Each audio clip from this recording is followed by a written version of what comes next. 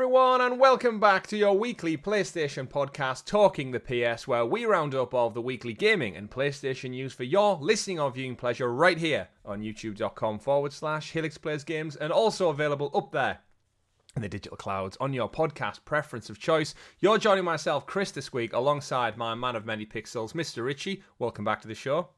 Hello, everyone. Hello indeed. And we do have a fantastic episode lined up for you for what is a little bit of a milestone, episode 50 of our weekly PlayStation show. So not a huge milestone, but you know what? I'm happy we've made it to 50 so far. And boy... You know what? I haven't realised till just now. We're 2 episodes off an entire year of talking the PS. We are. Oh, well, we'll get to that. We'll get to that. Yeah, episode 50 is better than 52, but good spot. Yeah. And we do have a great show lined up for this milestone episode because we had a fantastic PlayStation showcase this last week. We covered it on the channel. Go check it out if you want to get up to date and watch our live watch along. But we are going to break it all down on this week's show. We got a new handheld announced, not a console, an accessory, a peripheral as such. And we've got recent news that The Last of Us Factions, the new multiplayer spin-off title, may be delayed. And we'll talk about that and much, much more in this week's show. But before we do, don't forget to like the video, subscribe, and ring that bell so you're kept in the loop with all the other great content we do here. Like this very show, like our weekly Xbox show, XPass, that goes live every Monday. Our monthly Amazon Luna show, Luna Listening, that's due out soon. I think it's next week, Richie, it's due to go live, our second episode of that one.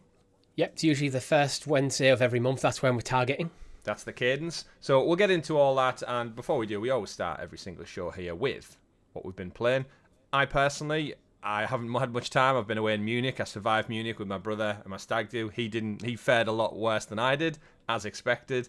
So I've played a little bit more of Jedi Survivor. I'm just doing the mop-up now. I'm just cleaning up. I need Rob back on the show to actually talk, not spoilers, but just talk about it a bit more. And Richie, I'm guessing you're still chipping away in the Tears of the Kingdom? Yeah, Tears of the Kingdom. It's one of them games where it's kind of a bit directionless and massive, so you kind of... I did actually try to I've done one dungeon, I tried to go for the second one, and I just got my ass kicked. It's like, maybe trying this with only 4 or 5 hearts is not ideal. Let's go do some shrines. Yeah, let's build up that health bank before we tackle the crazy ones. So yeah, we'll get him one shot by enemies. Not great. No, that's not fun at all. That's not fun. That's why I dropped the difficulty on Jedi Survivor, just conscious of time and getting through the game. I was like, I can't do this on the Jedi Knight mode for too long. But as I said, we've got a great show, so we won't delve too long into the games we've been playing. We might talk a bit more about it yesterday on XPass, doing things backwards as we always do, because we have a full showcase to break down, and we couldn't break this showcase down without the help of our wonderful Helix Heroes, the fantastic folks out there who support us, Richie. That little bit extra, from as little as 99p, you can get this show early, Luna Listening early, stickers, badges next to your name, and a couple of video content episodes that are still up on the channel available for your viewing pleasure. Richie, PlayStation Showcase happened. We watched it on Thursday.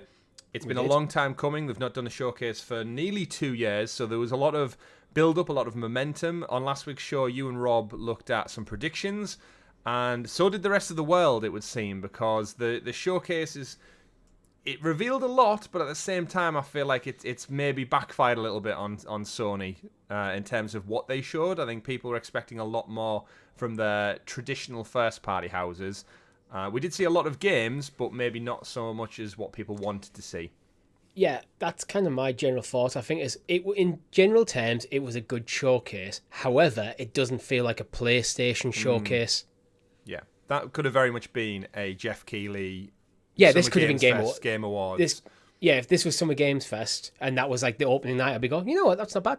That was a good one, Jeff. Obviously, a lot more advertisements skewed in the middle to pad the whole thing out for an additional hour.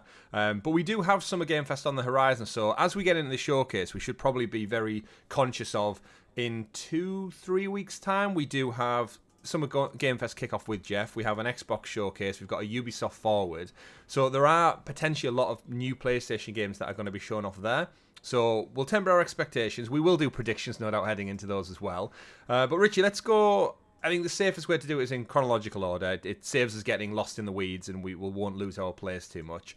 And we should point out, yesterday on XPass, we did talk about a lot of the showcase games there as well, purely because Xbox, very, very cheeky, they tweeted out after the show basically a banner of all of the games that were announced at the PlayStation Showcase, but are also multi-platform and will be coming to the Xbox console. So We'll be talking about those games predominantly over there, and we're going to keep this episode specifically for PlayStation-centric ones, because that makes the most sense. So, kicking things off, Richie, we had Jade Raymond's team, Haven Studios, of course, formerly of Google Stadia, all of those ex-Ubisoft employees that moved over to Google and then subsequently left, took all of their tech, all of their game theory ideas with them. PlayStation had a partnership with them, and then they decided, you know what, this project looks that damn good, we're going to acquire them properly, and that's what kicked off the showcase. We saw FairGames from Haven Studios, FairGames with a $, I'm going to say, which I really do hope they ditch that by the actual launch, because there's nothing worse in marketing that hate than throwing in a $sign instead of an S. I just don't like it. Either way, we saw Haven kicking things off with FairGames. To break it down, the team are super excited, reading from the blog, the team are super excited to unveil a project we've been working on here at Haven. Our first new IP, FairGames, is a fresh, modern take on the heist genre. In a nutshell, this is a thrilling, competitive heist game where you join in an underground movement to rob the ultra-rich and rebalance the scales. From what we saw in the trailer, Richie, we got huge Watch Dogs vibes from this one. Lots of hacking, lots of breaking in, and tech-focused, I think, was the gameplay. Seemed to be very technology-focused. And would you believe me, Richie, if I told you the creative director at Haven Studios, Matthew Ledoux, was one of the creatives on Watch Dogs back in his Ubisoft days? 100% I would believe you, because Jade Raymond was huge at Ubisoft, and we know she brought some of her team with her. Absolutely. To Google Stadia.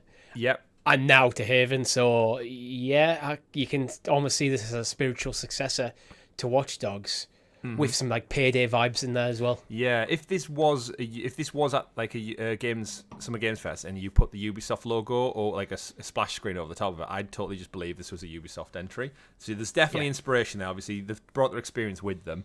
What are your thoughts on this then? So a PvP emerging sandbox game where you essentially break into scenarios like millionaires' mansions and stuff, and we're essentially robbing them for all the cash whilst coming across other players, it seems to suggest, with the PvP element.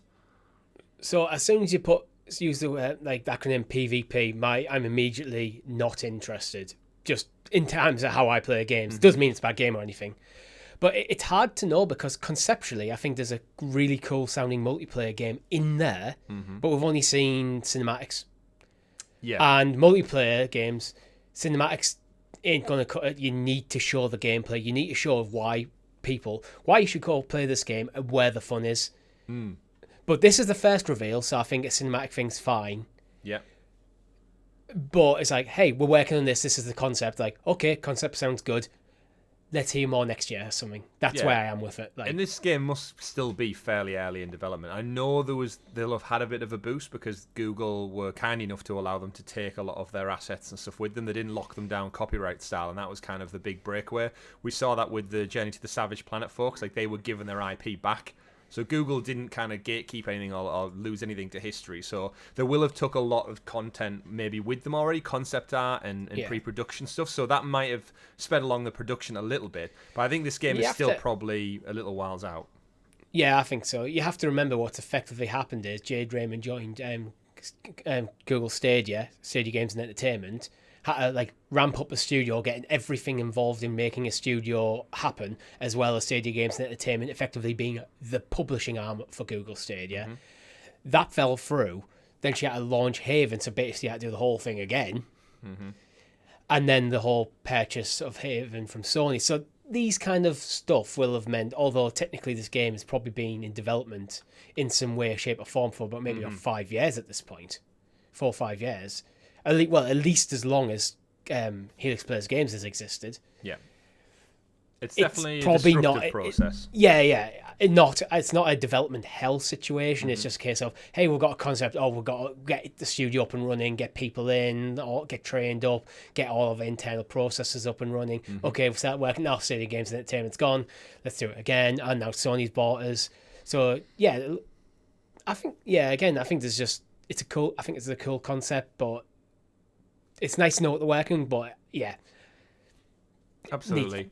We'll see more next year, I think. It's one of those where I think, with the type of game it is, as you said, the concept sounds really cool. I'm picturing in my mind Rainbow Six Siege, but with more of a an objective that isn't like capture the flag, kill the team. There's going to be a couple more layers to it, maybe like phases that we see in Battlefield. So the initial one is break into the billionaire's house or the bachelor apartment or something like that. The second phase is beat the other team that's also trying to break in, so get rid of them, and then you have to extract yourself as well, so capture the loot or whatever it is and then get out of there without being caught by, I don't know, security might drop in, another team might catch up with you, so you know what I mean, like some kind of perpetual phase cycle of gameplay. I hope, actually, I could see a really cool game if the maps are quite large and you drop a couple of teams of maybe like 3-4 people in there, and then there's NPCs and stuff, so you have like almost like stealth and like hack your way through the thing to get to the objective. It's not just about which team's first to get to the objective. Yeah. You have to then get it out. You have to extract whatever it is. Exactly. So you compete against the AI in terms of like the security guards and stuff wandering the halls. Yeah. And then yeah, well, there's a part in the trailer where the team, I think, gets they get gassed by a group of people with monkey masks on, and that would be like you're about to make your grand exit, you think you've made it to victory, and then boom, something like flashbang goes off, and then you're attacked by another team, so you have to retreat further back in. But it looks like it takes place in, again, multiple locations, I would anticipate, different venues. So very potentially like Hitman style as well, with the stealth element could come into it. But again, very early days, all concept. Interesting one to kick off the show with a kind of unknown quantity, but I guess it sets the stage for we're talking about first party because it's a PlayStation showcase. So, and PlayStation have been talking a lot about wanting to ramp up their games as a service stuff, and he's a new studio headed by an industry veteran producing what is clearly a games as a service type game. It feels like a nice drop you straight in. Like this is what Haven. We've been talking about Haven. Here you go. Here's your first look. Yeah. And I don't mind the name FairGames. I just really hope they drop that $sign from the title. But they won't. We then moved on to the second entry of the showcase, which was a nice surprise for me. We knew this was coming thanks to the Nvidia leak some while back now, and it's kind of one of the last few games to not pop up. Initially, I thought it was Starship Troopers because the comedy in the trailer was very much on point with Starship Troopers, and I was actually speaking to Rob earlier in the week, and he's been playing early access tests for Starship Troopers. So I thought, this is going to either be a shadow drop today or the announcement it's coming to PS5. In fact, it wasn't. It was the long-rumoured Helldivers 2. Freedom, peace, managed democracy, your super Earthborn rights, the key pillars of our civilization. These are under attack from a deadly alien civilization, conspiring to destroy the super Earth and all its values. You step into the boots of an elite class of soldiers whose mission is to spread peace, liberty, and manage democracy using the biggest, baddest, and most explosive tools in the galaxy. Team up with your up to 4 friends and wreak havoc on the alien scourge that threatens the safety of our home, Super Earth. The Helldivers take on the role of galactic peacekeepers in this galactic war. It's essentially Starship Troopers, and it sounds so much. It even has massive bugs in it. Like, this just sounds exactly like a Starship Troopers game. To the point, even after I said the Hellfight is Helldivers came up, it's like still seems like Starship Troopers. So I do need to ask though, Richie, would you like to know more? Yeah, go on then. Have you seen Starship Troopers? Yeah, of course I have. Good, that's good. I made the same joke last week with Rob when we were talking about Starship Troopers and XPass. That's good to know. So with Helldivers 2, to get into it, it's a little bit different. It used to be a top-down kind of like asymmetric drop-in team game, and it was quite interesting because it was really fun and very, very hard. You used to drop into the planet, you had to extract people, you had to collect something, set up data satellites, whatever it was, basically clear the area, kill all the bugs. Very, very difficult, but one of the funniest things is you used to drop in new teammates or respawn them, and the capsules that would come in would squash your own team if you weren't careful. So there was a good bit of comedy in there along with difficulty. And with Helldivers 2, they've gone up to third person. So I look at this as it's The Division meets Starship Troopers, and for me that is like, I don't know if you got the vibe on Thursday when we were watching along, but like this game is arguably one of my favourite that we saw at the showcase. Love the first one. I'm glad they've shifted the perspective to third person. I'm a big Division fan. I love Starship Troopers, the original one. The second and subsequent movies weren't that very great. They ended up doing like an anime movie, which I think was better, but less about said that. It introduced me to Denise Richards, the movie, so the more about said that about the better. And here we are. So what's your take on this one then? You like The Division fairly? I like The Division. What I kind of like about The Division is it's kind of drop-in, drop-out multiplayer in kind of its concept, which I think suits me better. So I was like, I could happily play The Division for the most part on my own, but then if you wanted to jump in with me, you could. Yep. And that, yeah, so if I'm going to go multiplayer games, that's kind of how I would prefer it, rather than just go, right, we need to get the squad together, guys. Everyone's got to be online at 8 o'clock on Thursday night. Oh, actually, Jim's not available. Or that kind of stuff where, as an adult, it can be difficult to get people together. Oh, yes. But something like, if this is kind of like, it is intended to be a multiplayer game, but you can play solo, great. Third-person shooter in a sci-fi world, like, okay, I'm interested. Let's go kill some bugs. We should point out as well, this game launches on PC and PS5 later this year, and this is kind of a running trend we're going to see through the showcase. FairGames was the same. It said at the splash screen at the end, PS5 and PC. Are PlayStation now fully embracing day-and-date PC launches for their games as a service? It's because it seems that way. I'm sure I read an article earlier in the week that's saying they're not guaranteeing day-and-date PC. It was. Jim Ryan said that before the showcase, and the showcase seems to suggest otherwise. What I think it might be is that you get day-and-date on console, and then they're committing later to come into PC. Probably once the console sales have dropped off, then you just move it to PC, get a double dip. Like, that just seems what they're doing now. Yeah, I think that's just the committing to that model. See, I think for their games as a service to work, they need the biggest player base possible. And Helldivers 2, but rather than it shrivel and die, I feel like having PS5 and PC launch simultaneously will allow that to thrive. Because the original game, one of the best things about the first Helldivers, Richie, is it had crossplay between PS4, PS3, and Vita. So you could pick this up on any platform. Was it Vita 3? Yeah, it was. Yeah, it was full crossplay. And it was fantastic because I could just play on the move on my Vita. Maybe Jim Ryan's just give that statement knowing that there's going to be a lot of stuff coming to PC day and date, but he doesn't want to guarantee everything. I think you might just be clarifying the single-player AAA ones and not, like, they don't want to commit to that. Yeah, but it might be like the games of service stuff, so FairGame, Helldivers 2, you're going to get that day and date on PC. However, God of War 3, no chance. No chance. You wait a year for that. Yeah. Like, it might be just that kind of thing, like, yeah, where it's more beneficial for PlayStation in terms of getting that install base, yeah, you can have it straight away. Where it's actually, no, we want this to be a platform seller. Go buy a PlayStation if you want this now. Yeah, don't mess us around with that one. So in terms of Helldivers then, again, really want to get Rob back on the show because I know he's a huge fan of Starship Troopers. So it'd be really good to kind of get him on that as well. But we'll have to wait until he's back on. One of the other games we saw was Phantom Blade Zero, which I think caught our eye a little bit. It was a combination of kind of Wolong mixed with Ghost of Tsushima, with Sekiro. It was kind of in that ilk that we've been familiar with. Phantom Blade Zero, it showed off a lot of quite action-heavy content. A fair bit of gameplay, it looked like, as well. And I was looking into this, and apparently the studio that makes it, S Games, they're a Chinese company, and they've mostly done mobile before this. So the reason it's called Phantom Blade Zero is because there are versions of Phantom Blade that are out on mobile, but they're only limited to China right now.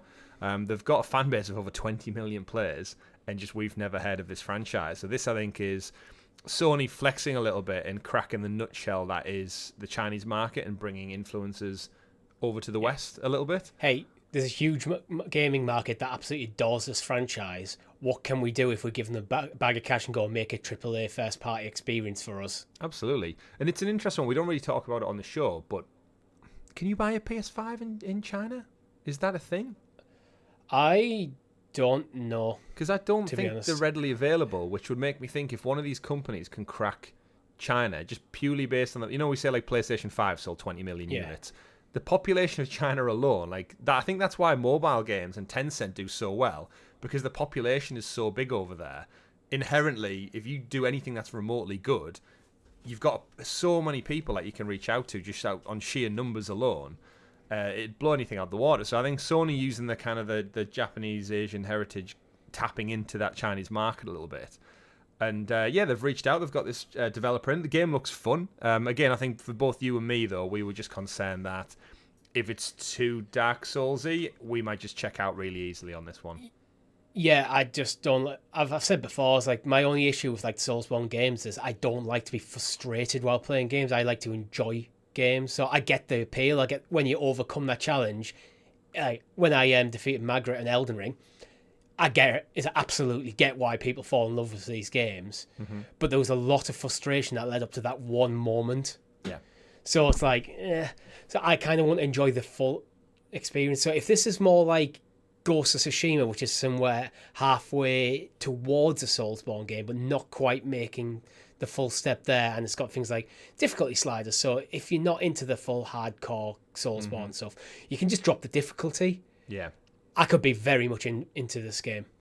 Yeah, well, just to give a bit more context for people as well, in Phantom Blade Zero, you're a soul, an elite assassin serving an elusive but powerful organization simply known as the Order, not to be confused with the Order 1886.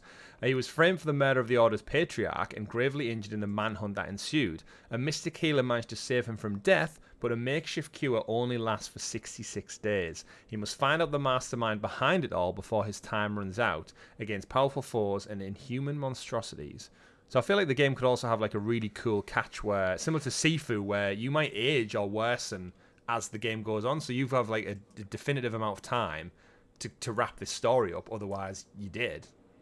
Yeah, maybe as like almost like Majora's Mask, where the entirety of Majora's Mask takes place over 3 days. You have 3 days to save Termina. It might be one of them. You've got that constant clock ticking, which is something that constantly drives you forward to make choices of what you do. Yeah. Be cool, be interesting. Yeah. But the fighting looks really fun, and it didn't specify if it was a PlayStation exclusive. They just did a coming to PS5, so we don't know if it's time. We don't know if Xbox just didn't say anything. But this is one of the few that didn't have that kind of dual Xbox messaging on there. Similar to the next game, which was a little bit of an indie title, which popped up when we spoke about. Sword of the Sea, Richie. Sword of the Sea by Giant Squid. Immediately, we both just thought, this is Journey. We saw it and we're like, yeah, this is Journey, Journey 2 or a follow-up to it. It didn't end up being Journey. It did end up being from the same studio, though, who brought us Flower, Journey, and Abzu. It looks very much like a spiritual successor to Journey. Like, yeah, it's the same that's world. not a bad thing. No, not at all. Sword of the Sea is apparently the team's most ambitious game to date, taking place in an abandoned realm where the terrain flows in constant waves. Sword of the Sea features a brand new movement mechanic, the Hover Sword, which controls like a snowboard/skateboard and hoverboard all in one. Build momentum to achieve great speeds and catch big air as you explore skate park-like ruins lost in the tides of a necropolis of the gods. The hover sword embodies the feel of snowboarding and skating games, but in an entirely new context of an adventure. So what if Journey was Tony Hawk's, but instead of a skateboard he had a floating sword? You're the Tony Hawk's guy on our channel. That do it for you? I mean, I love Journey. I like Tony Hawk. I like Tony Hawk's. I like swords. Who doesn't? You play as a wraith, apparently, who's been resurrected in a desolate world, and you're tasked with restoring life as you explore the submerged ruins and the vibrant, varied cultures within. So, yeah, anything like Journey, maybe a bit more 3D elements to it, but again, coming to PS5, don't know if it's multi-platform, but looks like another good little indie hit on our hands from the Giant Squid team. One of the ones I do want to talk about next, Richie. There was a couple of games we should mention. Ghost Runners 2 was mentioned in that, but we talked about that yesterday on XPass. Same with Immortals of Evium from EA. It's another one of their EA original published games. The Talos Principle, little puzzle game, was also shown off. Never, we didn't quite get the name. That was the one with the big white dog we spoke about yesterday. Cat Quest, Pirates of the Caribbean, which I enjoy the pun. But just kind of put a pin in that moment there. Similar to a couple of the other ones, the Plucky Squire was another one. Did you get the feeling in the showcase when they were putting these ones in? This is what, for me, started to make it feel less like a PlayStation showcase and more just like a state of play. Or a Summer Games Fest thing. Like, here's a couple of our PlayStation party ones, but at the same time, he's an indie game. He's a cute little artsy game. He's that, and that's what took away a little bit for me of the prestige of it being a showcase. It wasn't just the big guns. It was like, he's a little cat game on the side. It's like, okay.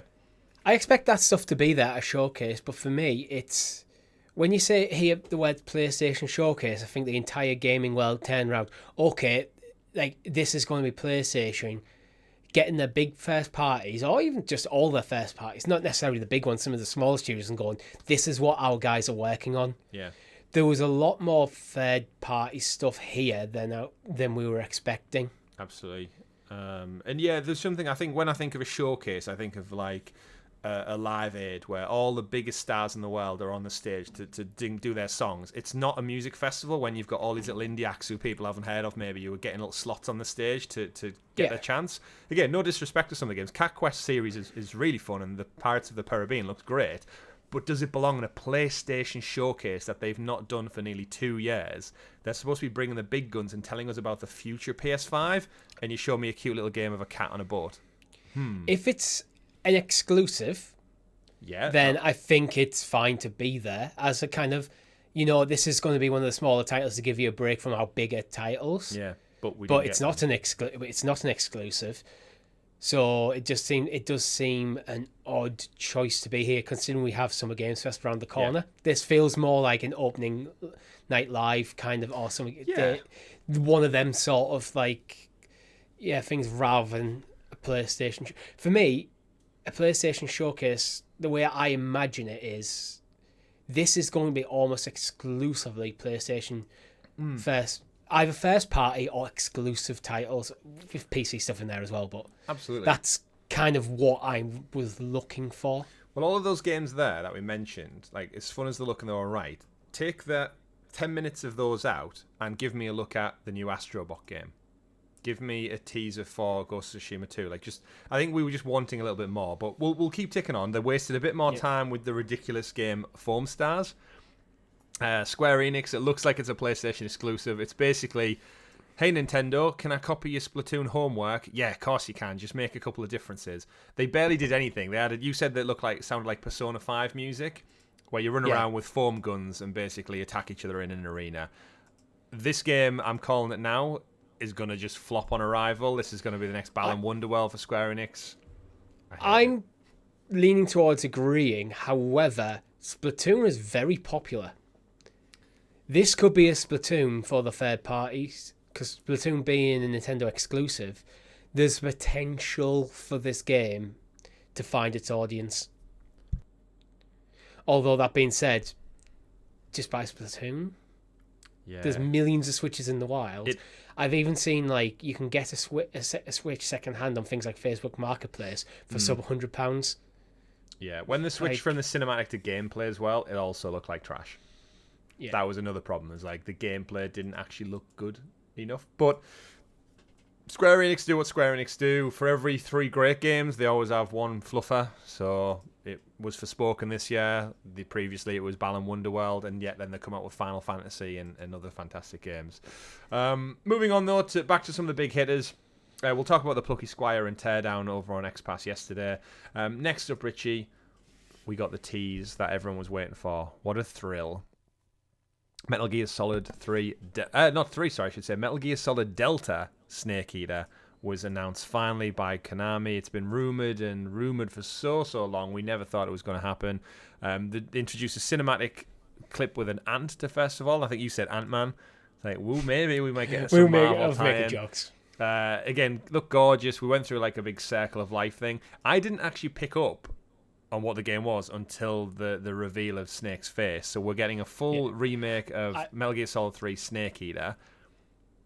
And then when I was looking back in hindsight, it was I should have clocked it was what it was as soon as they got the to snakes eating each other. No, it was the parakeet. So the green kind of parakeet bird. It's the bird that sits on the shoulder of one of the enemies in the game, like one of the boss fights. And I was like, oh. And then when you see the there's the fence, the electric fence in the trailer, and there's a lot of Easter eggs that clearly in hindsight when I watched it back, I was like, of course it's Metal Gear Solid 3, of course it is. But then we get the sting of the music, we get Snake's face, Naked Snake, in fact, because of course Metal Gear Solid 3 technically is the first game chronologically. It took place back during the Cold War, if memory serves me right. Getting a full remake, and then off the back of that, they also teased a Metal Gear Solid Master Collection Volume 1, which is the first 3 games, the HD versions, coming along. Richie, Metal Gear Solid, you revealed on the showcase that you've only ever played 1 and 2. And 5. And 5. Skip those 2. I didn't play 3 or 4 because they were both PS3, if I believe. Yeah. Well, I mean, 4's still trapped on the PS3. As it stands. Yeah, so I didn't own a PS3. I skipped that entire console generation. So yeah, I played one and two back in the day. Then I skipped all the way to 5. In fact, Metal Gear Solid 5 was one of the first games I got on my PS4. Phantom Pain. I think it was for Yeah. me as well. I remember celebrating my birthday, and it was like really trippy. But Metal Gear Solid Delta, it seems to be they're doing what was long rumored, which was doing it chronologically, which is going back to the first one. I'm glad they didn't call it Metal Gear 3 Remake, because that, Yeah. I think, would potentially confuse people. Do you think Delta could be their branding for their remakes if this is the first of them, and then they could be doing like Metal Gear Solid Delta, then whatever the tagline for the first game could be? Yeah, well, he did come out and say Delta and then Metal Gear Solid Delta Sons of Liberty, and do it that way. Yeah, they did clarify, the development team over on Twitter, that Delta stands for, in Japanese, apparently it stands for evolution and change. So the whole concept was they want to evolve and change what works first. They've got very nerdy here. Delta is the Greek symbol delta is used in mathematics for change or difference. There you go. Reading from the development team, they did put out a tweet as well, just to clarify, because there was a lot of conjecture after the fact that they never said who the developer was. In any of their blog posts, any of their social media, they didn't actually say who was making this game, and I think that has a couple of people maybe worried that it's an unknown team or a new team, and are they trusted with such a beloved franchise? Of course, the big question is going to be if they're going to strip Kojima's legacy out of this game completely, like they tried to with Phantom Pain, where they went to a point of stripping him off all the marketing material and getting rid of his name from the credits and things like that, like a proper dick move. And did they ban him from going to the Game Awards to accept an award?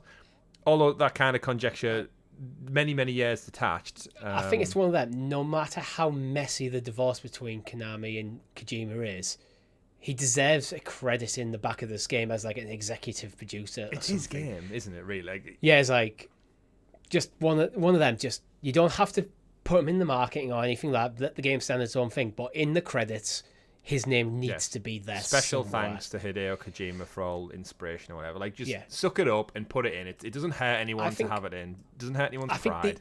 I think the ideal situation would be Konami to reach out and before, like, look, we're going to do this. We'd love your blessing on it. You don't need to do any marketing. Just mend the bridges a bit. Like, look, let's not be enemies here.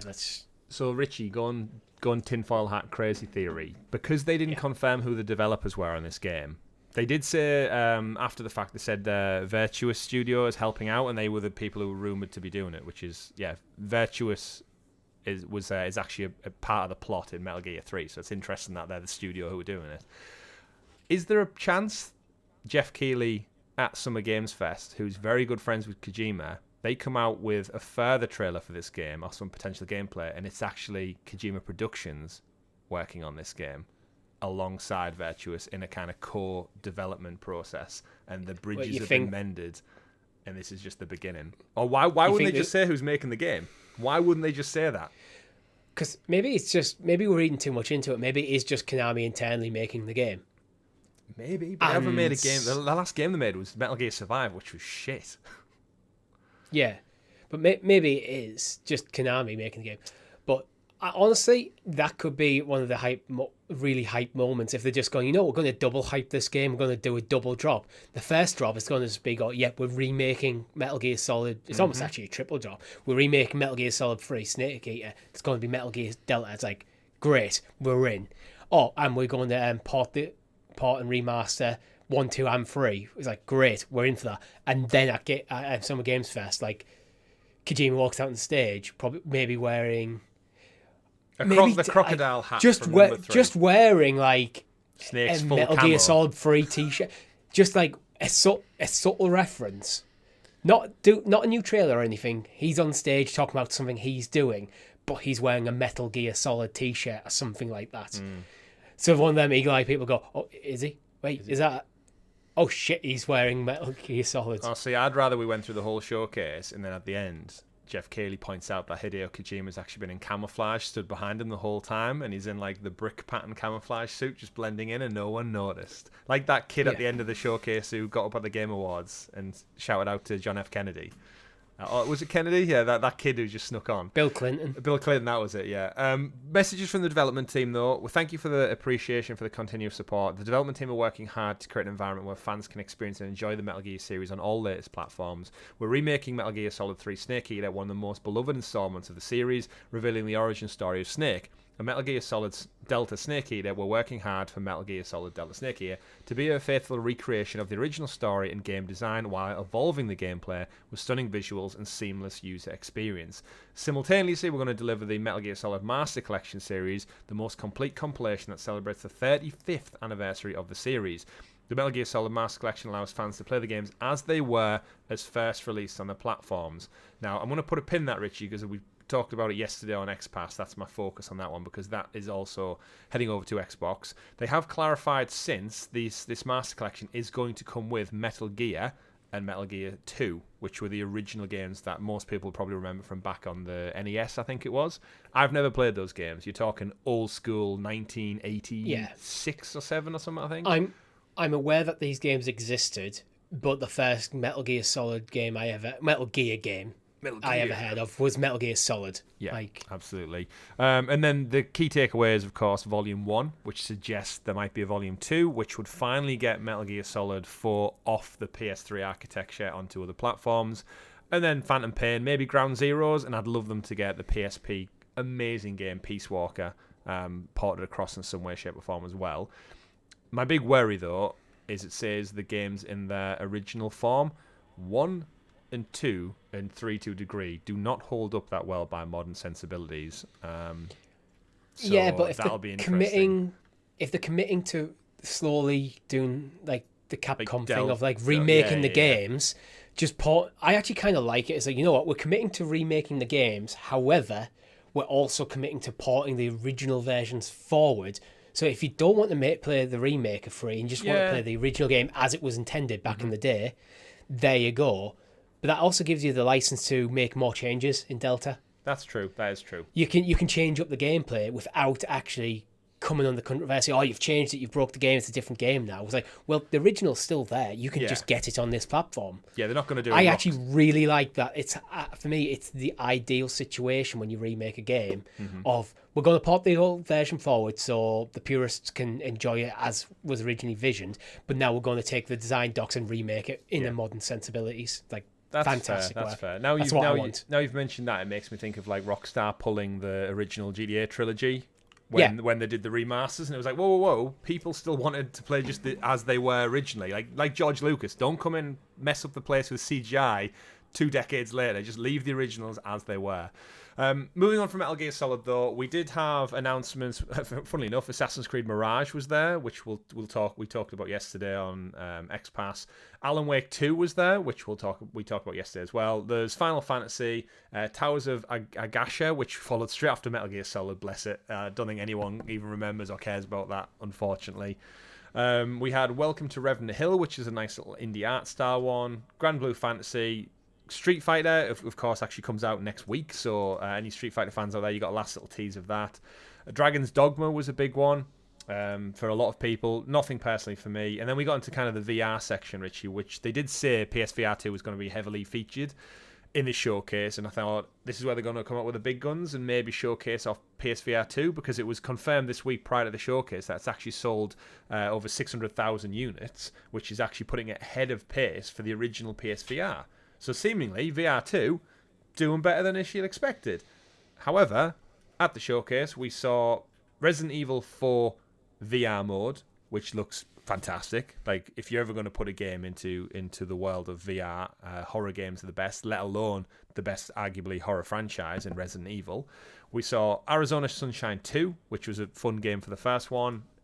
Crossfire Sierra Squad, Synapse, which I've heard a lot of our American friends calling it Synapse. We do say synapse in the UK, right? I'm not going crazy. Your synapses are firing on? You're firing on all synapses in your brain? I think I would go with synapse, but I could also probably interchangeably use synapse as well. Okay. That was just synapse. A little one for me. Let us know in the comments on that one.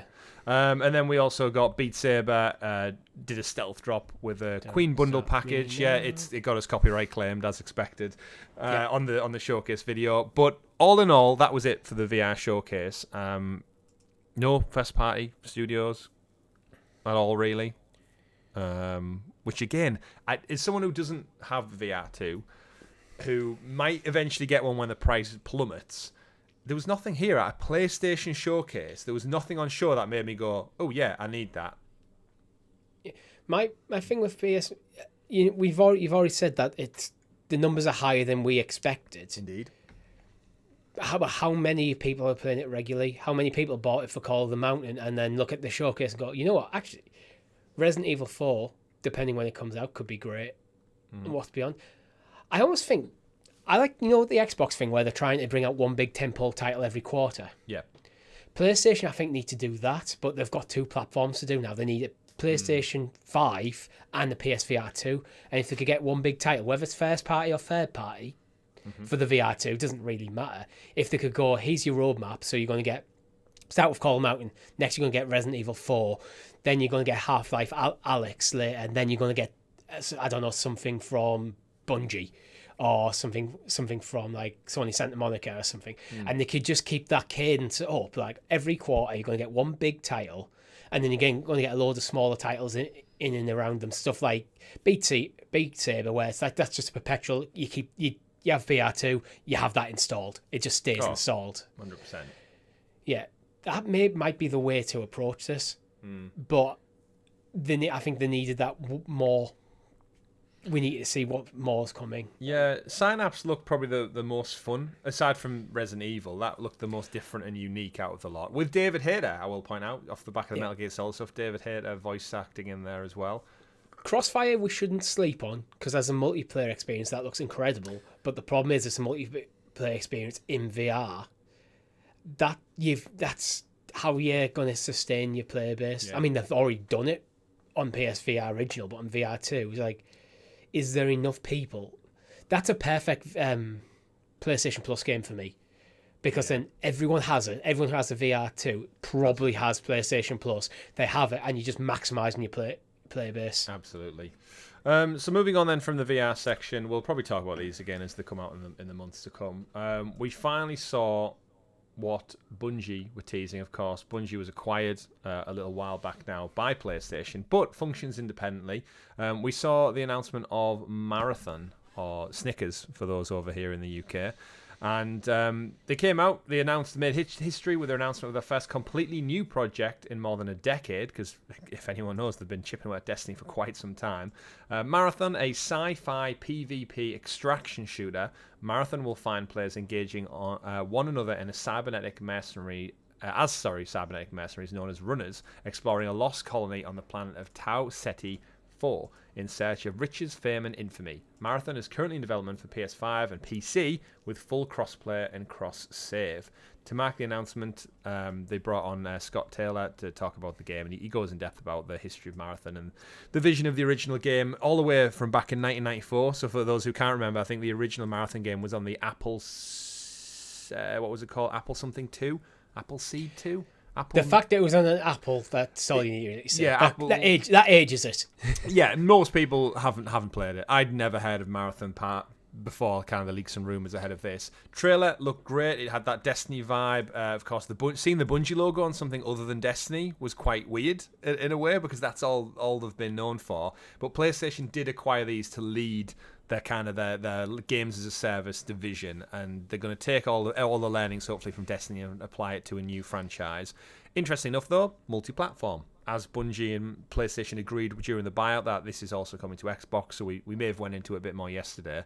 But just as an overview, Richie, PvP, I know we both enjoy what we played of Destiny, but does that element of no real campaign, I'm sure the way Bungie have their worlds, it'll be rich with story anyway, scattered throughout in world building and storytelling, but with no actual campaign, is this one that you think we'll probably check out, have a bit of fun with, but I can't commit my life. If it's anything like Destiny, I can't commit my life to one game, unfortunately. 100%. They're just not the games I think naturally attract either of us, where like we can have fun with them, but it's more of we'll drop in for an evening, have a bit of fun, and then never really get the pull to go back. I think that's just about what this game will be for me. It's not a bad game. I expect, because it's Bungie, and I actually almost kind of like that it is focused. They're not doing like, it's going to be. It's not like an MMO, which Destiny basically is. Going, this is a PvP game. So if you're here for like a narrative, this is not for you. If you want to just jump in with a squad of friends or play against random strangers on the internet and have a good time, this is for you. I kind of like when games are that focused and not trying to be everything. Be interesting to know, in the end, all things counted for, what the overlap is with, like, are Destiny players going to flock to Marathon, like, because it's Bungie, or are they going to stay loyal to Destiny? Because they did follow this up with the kind of the Destiny, the last phase or last chapter. I can't remember what it was called now. The last something or other. The final shape. The final shape, yeah. Why did I think it was the last? Which seems like it's the final kind of wrap out of Destiny's kind of 10-year project, and then they're going to pivot over to Marathon predominantly. It seems like it's serving a slightly different audience, where there might be crossover, where Destiny, I know, has PvP in it. Yeah, it does. But it's Crucible.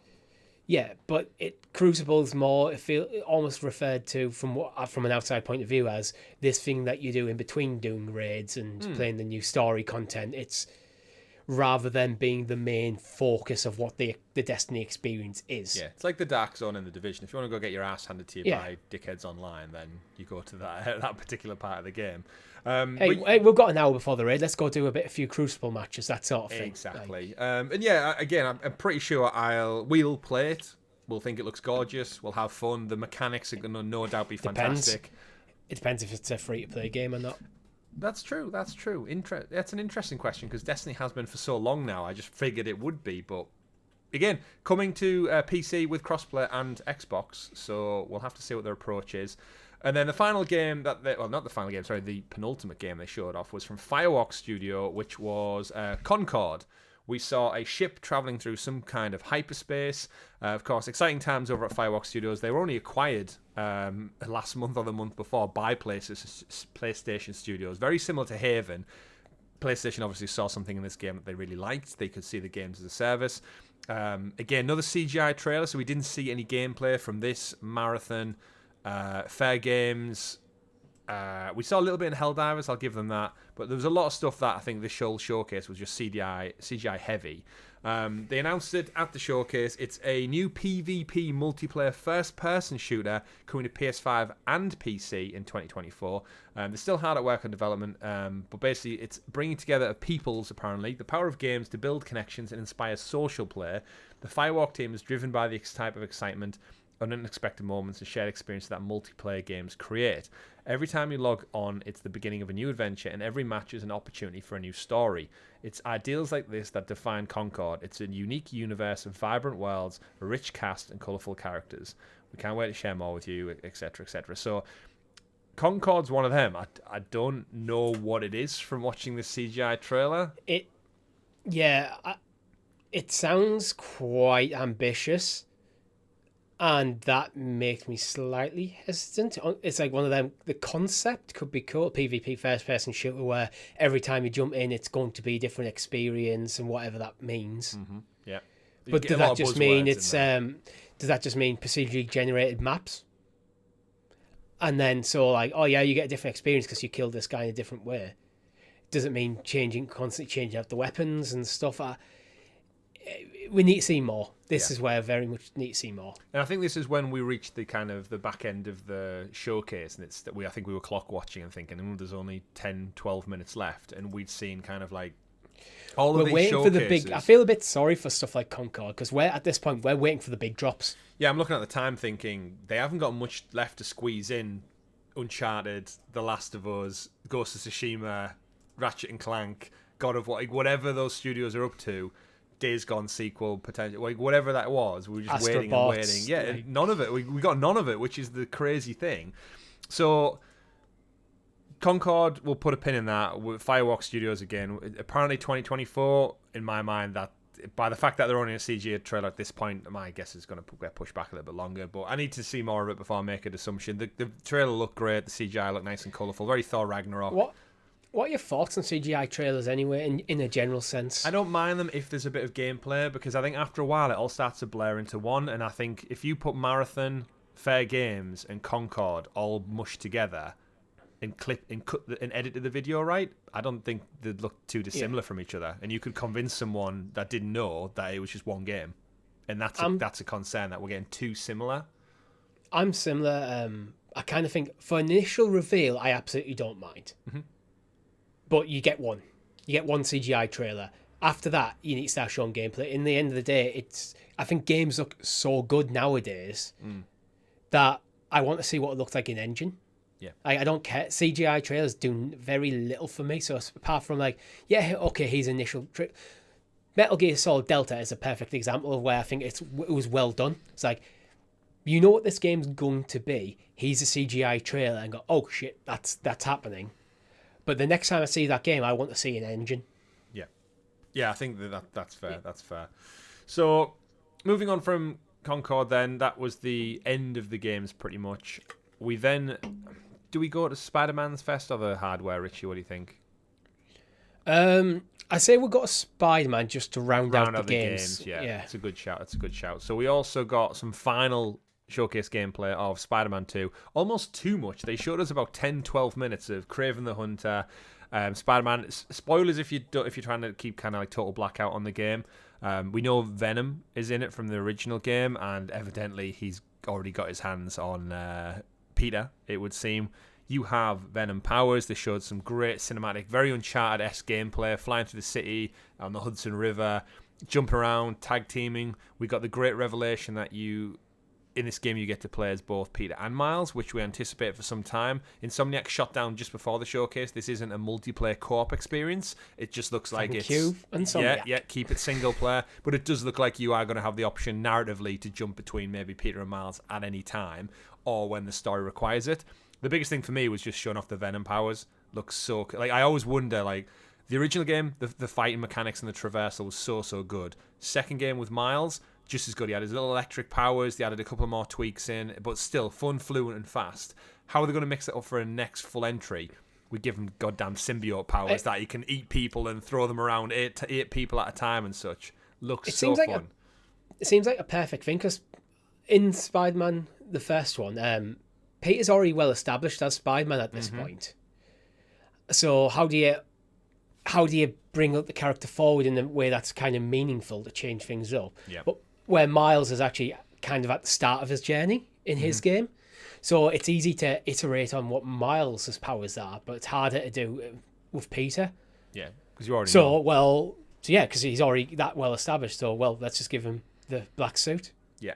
And then you've just completely rewrote the book for how he's going to play, where Miles, you can iterate on his abilities to change up the gameplay. Yeah, works really well. We saw him switch over to Miles, who also has the wingsuit, which again, changing up the traversal, which works really well. I do think the wingsuit's going to come into play because they also showcased that it looks like we're going beyond Manhattan to possibly like Queens and Brooklyn and stuff, and over the river and on the river. I think the wingsuit is going to play a big part in getting around those more rural areas, Richie, where there isn't 100 skyscrapers to swing from. Maybe a couple just of launch trees. yourself over the river. Absolutely, yeah. 2 lampposts, woomph, launch yourself in the air and just glide all the way there like a flying squirrel. Bring in Squirrel Girl. She should be in this game. There's some DLC. But either way, it's more of what we've seen from Spider-Man. We won't really lament on it too long because we are going to obviously get loads of build-up and hype. Still didn't get a date, though. Coming this fall, autumn this year, and we're in June nearly already, so they don't have long left. And I think that was another big kind of pain from the whole showcase, is we saw a lot of CGI, a lot of trailers, and I think we only got like 3 concrete dates out of 37 announcements. I think that's just the way the industry is now since Cyberpunk. Yeah. I think until I don't think studios are willing to put a date on things. Yeah. Until they know they can hit it, because especially over COVID, like the history, how many delays, everything was getting delayed constantly. So don't promise. I think it's one of them, rather than going, you know what, we're going to here's your date, it's going to be like, I don't know, October the 13th if it gets put back. But even like they're putting the fall on there, kind of, you've dated it to a couple of months. You got a 3-month window now that you're kind of promising it, and that 3-month window isn't that far away. So I think it might just be like, you know what, we're in the kind of polishing stages, it's content complete. We're not sure whether this is going to be September or November. Yeah. So let's just go fall, and then closer to the time, we'll put a date on it. Yeah, they've got to make them puddles look extra nice for all those angry It people also, on the internet. This is like kind of this like the first major trailer after the reveal. Then they've also got now the date reveal trailer to come. So you're creating this marketing thing by not giving us the actual date. Mm-hmm. There's opportunity for another trailer. Absolutely. Looks great though, undoubtedly. Cannot wait. This is now I've got Star Wars Jedi Survivor kind of in my rearview mirror. This is my next big thing I'm looking forward to playing this year. It's going to be fantastic, and Insomniac are going to smash out of the park as well. But that overall was the showcase in terms of the games, and I do think that was kind of the once we got to Spider-Man and we knew we weren't getting any more. That's I think where maybe a bit of sourness kicked in for a lot of people when we didn't hear from a lot of PlayStation studios. And I think at the end of the PlayStation showcase, we still didn't learn any more about Spider-Man when we knew it was coming out this fall. So we didn't learn any more about that. We learned about a bunch of new games from studios who've not made a game yet. So we've got no real kind of faith in them.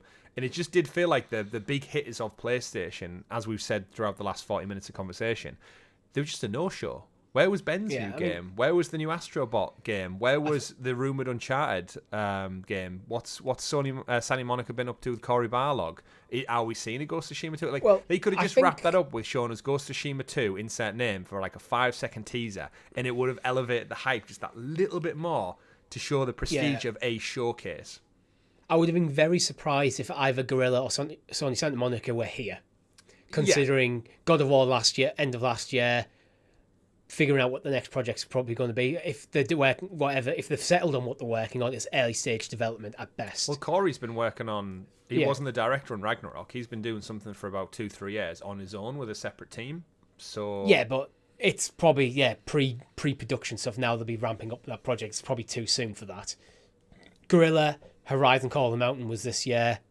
They've just released Forbidden. What's the DLC called? Burning Shores. Burning. I knew it was something Shores. So they're the Shores. two I wasn't expecting, unless Guerrilla was going to be the Horizon TV show. Yeah. Sony Sucker Punch is like, this is one where I kind of expected maybe this felt right in terms of the timeline for them to be there. Even then, Days Gone came out in 2019. Yeah. That's a whole extra year before Ghost of Tsushima. What have they been up to? I know they weren't doing a Days Gone 2. Blue Point. What did Blue Point put out Dark Souls at the beginning of the PS5 launch? Demon Souls. Demon Souls, sorry, yeah. What have they been up to? Again, it just felt like the cards were stacked to have an absolutely epic first-party showcase and showing us what the future PlayStation was. And at the end of it, I just felt a little bit underwhelmed with, I still don't know anything more about what the PS5 is beyond Spider-Man. Some of your big hitters weren't there, but felt like there's enough time lapsed since the last game they dropped to be here. Yeah, like what are you playing? It almost feels like Sony are doing this kind of we're only going to talk about one game at a time sort of situation. Whereas like last year it was all about God of War, and we're kind of theorizing, well, maybe when God of War's out the way and we'll start hearing about stuff. Exactly. Then it was Call of the Mountain. Now it's Spider-Man. Is it just this case of like we won't hear much about whatever anyone else is working on until Spider-Man is gone? Then we'll hear maybe about Ghosts 2 or Days Gone's whatever they're working on after that. Kind of. I hope that's not the case. Well, we'll have to see. Again, all things said and done, we should still remember that there is a Summer Games Fest, probably I think Jeff's already confirmed it's like a 2-hour show. An hour of it will be advertisements and marketing, but at least an hour will be probably gameplays, revealers. We know he's got great relationships with the likes of Kojima, Neil Druckmann, so we might, actually, the next story probably negates that. We might see Death Stranding 2. We might see a bit of The Last of Us, fingers crossed, probably not based on the next story, but there is a big chance we're going to see some PlayStation action in the coming weeks. I wouldn't be surprised though if we saw some of the stuff we've already seen. Yeah, like updates. Like I can see the Metal Gear Solid stuff being there. I can see Alan Wake being there, Assassin's Creed Mirage being there, Street Fight. Actually, not Street Fight. Mortal Kombat. Well, Mirage should be at the Ubi Forward, hopefully. Yeah. I don't know why that was here, but evidently Ubisoft. Yeah, it was a weird one. Same with the EA game, but then again, EA don't have an EA Play this year. So, all things said and done, I think it was a good showcase for games, but it was a bad PlayStation showcase. Yeah. I think is the consensus. Let us know in the comments below how you thought, what games you were impressed with, what you can't wait to play day one, and what you would have liked to see. And we'll keep you informed on that. That wasn't the end of the showcase, though. We do have a slightly longer episode, I'm guessing, this week, Richie, just by proxy of the nature. We can't do this episode and not talk about some of the other announcements. The rumoured, we covered it a couple of weeks ago, but the Project Q Lite, I think it was called initially.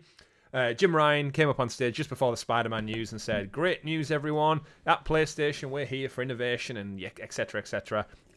He unveiled a couple of peripherals/accessories in tandem with the PS5, and the first one was internally known as Project Q, will be due out later this year. It will be a handheld gaming device which will let you stream your games via remote play from the PS5 using the power of Wi-Fi with an 8-inch LED display, coming out later this year. They didn't really go into anything. They said it'll feature all of the same features as the DualSense controller, so all your haptic feedbacks and such, and resistance and rumble, all that'll be there on an 8-inch display, streamed remote play. The games do have to be downloaded to your console. They did mention that.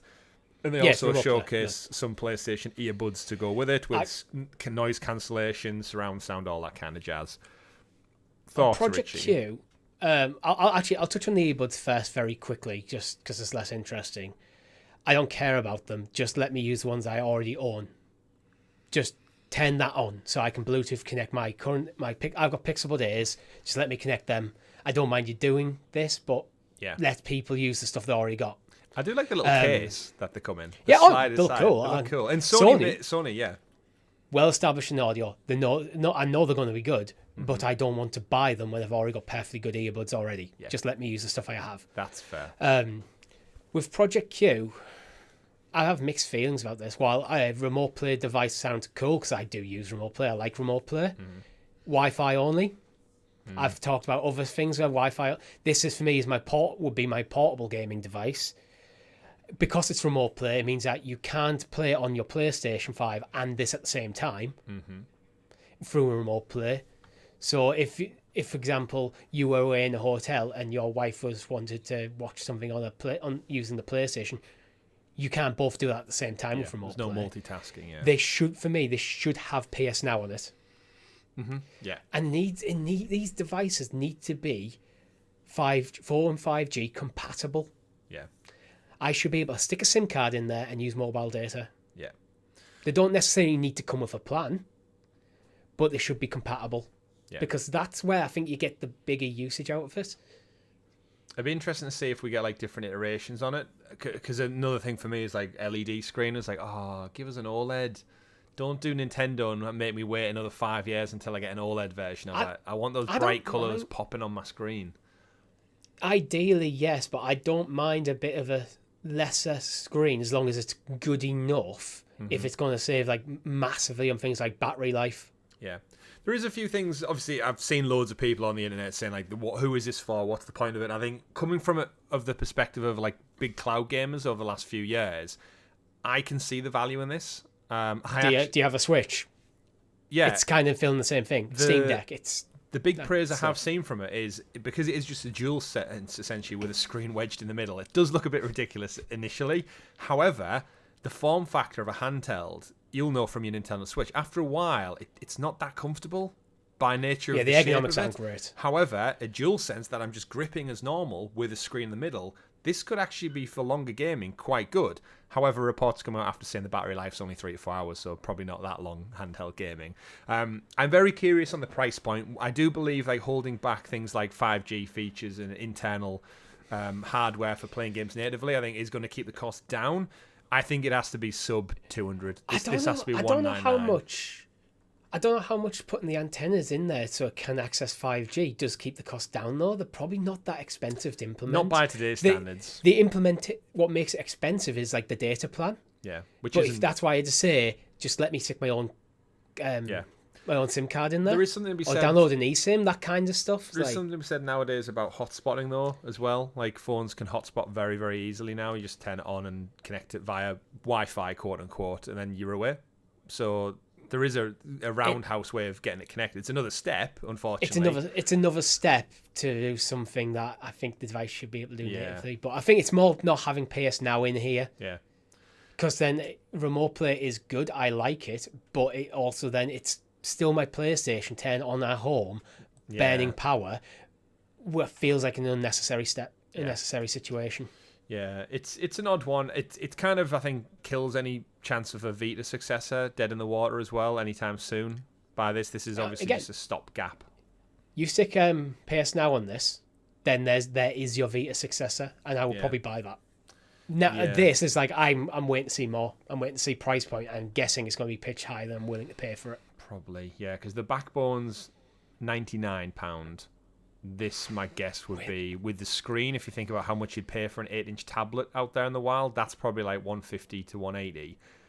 So that could push it up to 299, 279, which but I with think less functionality than a tablet. Yeah, but it's official PlayStation branding, like the earpods and stuff. So it's a mixed market, and I can see a lot of core people saying, no idea, no use for me. I had my brother, actually, he's in the game, and he's a big PS5 fan, but he's not into it as me. He doesn't have the time as such as well, or the dedication, evidently, I do to make a podcast every damn week.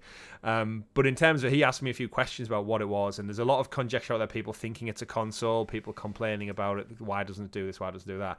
I think it serves a purpose, and I think as an accessory to the PS5, it could fill a lot of gaps. For those who want to just chill in bed and play it, or maybe they've only got one big TV in the house and they want to take it portably, or they've got a wider family and they maybe don't always have the chance to sit in their living room and game like they maybe used to, this is the perfect thing. And I joked with my brother and I was like, you want to play PS5 on the toilet? This is the device for you. We'll have to find out, Richie. It says it's coming out later this year, so this could be the big Christmas item. If you've already got a PS5, hey, get this and then play on the move. I'm very curious to see what they do with the software. PlayStation, in particular, part of their shareholder meeting ahead of the showcase, did say that they're going to be very aggressive on cloud gaming in the near future. So I'm hoping. But then lose it out on this device. Yeah, this is the cloud gaming ideal device with PS Now on there. Which is why I'm hoping that by the time this gets to launch, they've revised it a little bit. They've addressed whatever PlayStation Now looks like. And if they can launch Q Lite with some kind of new revised PlayStation Now interface, with the obviously PS Plus technically it's called now, but you know what I mean. And they need to do something big to shake this up. And according to the shareholders thing, that's their plan, because we know they're lacking behind Xbox and the performance of other platforms. Time will tell, but I still kind of want this device. If they just went, this can use PS Plus cloud gaming now, which gets you everything from PS1 all the way up to PS4 in terms of its current functionality. Yep. Assuming the games are compatible, and then you can use remote play to bridge the gap to PS5. I'm like, okay, would be very, very interested in that device. But if it's remote play only, I think you're hampering the functionality in what is effectively a software issue. Yeah, interesting stuff. As a side caveat to all that as well, it's worth bringing up in this conversation, the PlayStation branded Backbone controller, which you essentially put your phone in and make yourself a Q Lite. The Android version of that actually got a launch earlier this week. So it was a day before the showcase, and they announced the Q Lite. They finally revealed the Android version of this controller for £99, $99 I believe it is. Whack your phone in. It's basically a Razer Kishi, but it's PlayStation branded. It's got the sacred symbol buttons, offset sticks, weirdly enough, and remote play works through the Backbone. I've ordered one. It's on the way. I tried to cancel my order when they announced the Q Lite officially coming later this year. Backbone apparently don't do cancellations that quick, so I might have to return it. When it arrives, I might just want to play with it and get on with it, but we'll see. It's out there. It's out there in the wild. Get it ordered now. I might have a first look up on the channel depending on what time I have when it arrives. But that's available now. I'm still on. These are too expensive for what they are. Oh, undoubtedly. But less functionality than a DualSense and almost twice the price. Yeah, exactly. And I was foolish enough to buy one anyway. Just like I ordered Gollum, and then thankfully, because of Amazon messing up the delivery, I actually didn't get it. So it sounds like I've saved myself money on that. We talked about that yesterday on XPass, unfortunately. And then rounding out the show, we've got to talk about this. It's going to be a longer show this week, but after all of the showcase said and done, one of my biggest disappointments and biggest shocks of the whole thing was we didn't see The Last of Us multiplayer, aka Factions 2, which was wildly expected to be one of the big tentpoles, because Neil Druckmann at the Game Awards said, we'll see you in the summer. They gave us a little bit more concept art and then nothing. We had The Last of Us TV show come and go, hugely received. The brand could not be higher at the moment. And when I think back at the showcase, they showed off all the new stuff. They ended it with Spider-Man. Imagine if the middle of that showcase, Richie, was prepped up with 10 minutes of The Last of Us gameplay and trailer footage from Naughty Dog. one of PlayStation's, if not PlayStation's most prestige studio. They've been silent since 2020. Here we go. And nothing was there. And it felt a bit of a weird omission, and so much so, Jason Schreier from Bloomberg went out and did some research, and Naughty Dog have had to basically come out with a statement ahead of time before the article went live, basically just apologising and telling us that the Naughty Dog in development game, The Last of Us, again, I wish they'd just give it a name. That's the least they could do us. It's been delayed, even though we didn't have a date for it. They tweeted out saying, to The Last of Us fans, we know many of you have been looking forward to hearing more about our Last of Us multiplayer game. We're incredibly proud of the job our studio has done thus far, but as development has continued, we've realised what is best for the game is to give it more time. Our team will continue to work on the project as well as our other games in development, including a brand new single-player experience. We look forward to sharing more soon. We're grateful to our fantastic community for your support. Thank you for your passion for all our games. It continues to drive us. Naughty Dog. So that tweet came out on the 26th of May, so Saturday afternoon, here in the Friday afternoon, sorry, here in the UK. And it's a bit of a weird one, saying it needs more time when they never give us a date to begin with. But then since that article has came out, we've actually had a little bit more news, Richie, and that is that sources inside, especially Bloomberg in particular, have cited that Sony have slowed down development on the title, and they're going to reassess the quality and long-term viability of this Last of Us multiplayer game. They go on to say that basically Bungie were involved. Bungie, of course, Destiny, who were brought on to kind of help assist an overview. PlayStation have said that they're using Bungie to kind of keep an eye on everything games as a service because of their experience in that yeah, field. Of course. They've done it for like 10, 15 years now and smashed it out the park. They've came in, they've done a reassessment of, the viability and long-term success of these things. And that's what resulted in the closure of Pixel Opus, Concrete Genie devs, the cancellation of whatever game PlayStation were working with, Deviation Games, which was also just a few weeks ago.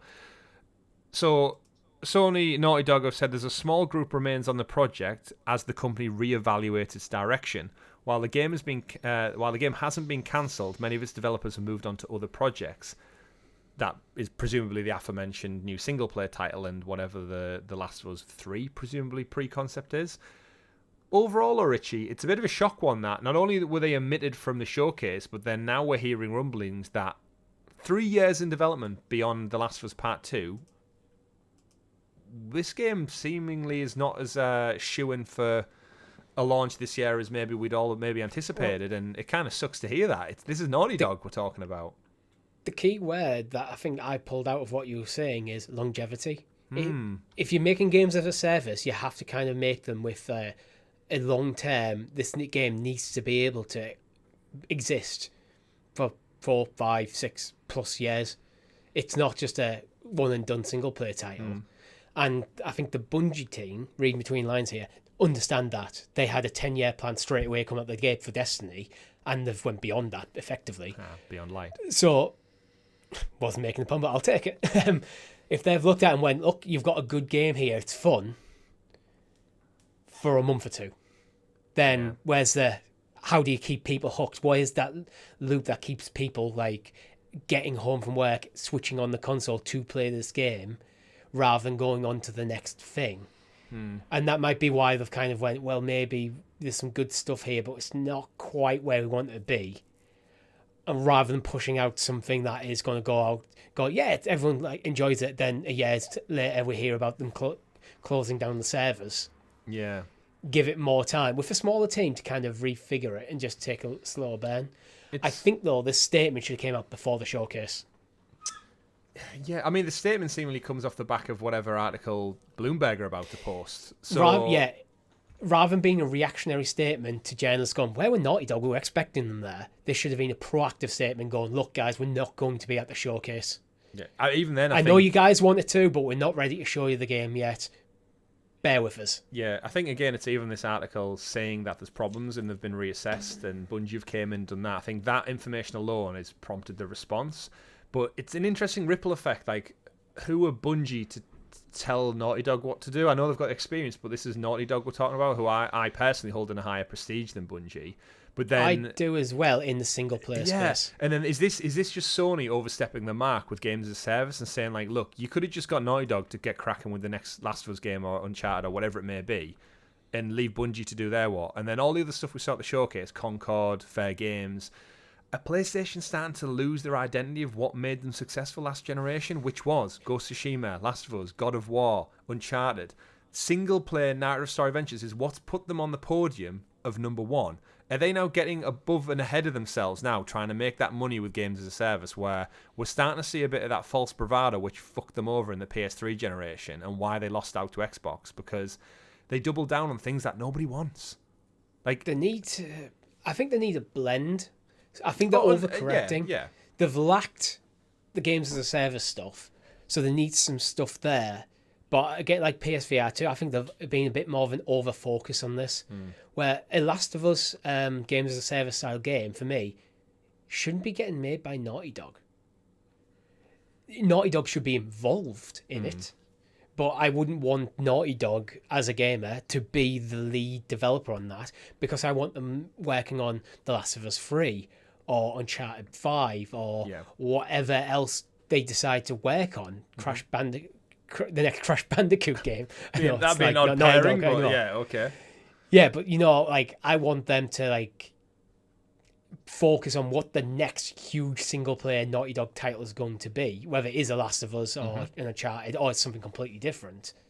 Where there is more, I also believe that there's more to discover in the Last of Us world, where handing over that. Could this not have been given to Haven? Do the other work. Yeah. Take what we talked about with what was it called, FairGame, but give a Last of Us spin on that. So you're not fighting just to break into a bank and steal some gold. You're fighting for resources for your colony to survive. Potentially, yeah. Helldivers team, don't fight bugs, fight clickers. Yeah. You want to live forever. It's a sad one. It's one that irks me a little bit because I've been so hyped for. Like, I'm not a big multiplayer guy, just like you're not, and I think a lot of our audience are not as well. But The Last of Us is something so special to spend more time in that world, and how fun Factions was in the original game was undeniably the best multiplayer game I've played in a long, long time. But that was a smaller thing tagged on. Exactly. In an era where you make your single player game, then you tag on the multiplayer experience. That isn't the world we live in anymore. It's not, unfortunately. It's games as a service and loot microtransaction NFT bullshit. But either way, we'll report on this as the story develops. Hopefully, there is something to be said that we might actually see another PlayStation showcase before the year is out. There is nothing to stop PlayStation coming out at the back end of September and going, you know what? It's heading up to Christmas time. Let's get people hyped for buying PS5s. Here is our big blowout of what's coming in 2024. Here is an update on 1-2 things. Yeah, because they could another one just before Spider-Man. Yeah, they could do a PSX in December like they used to do, which was a PlayStation-focused event and showcase for the fans. Obviously, COVID killed that and finances and stuff, but let's not say it's the end. Let's say Spider-Man is coming late October. September, I reckon. But I'd say September, but it's going to be the big Christmas game. Oh, yes. What if you did... The reason I'm saying October is if you did, end of September, you're going to do a PlayStation showcase. So this is your last big push for Spider-Man 2. Mm-hmm.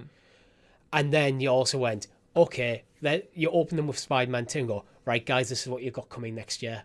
We know you've been patient. He's Sucker Punch. He's Naughty Dog.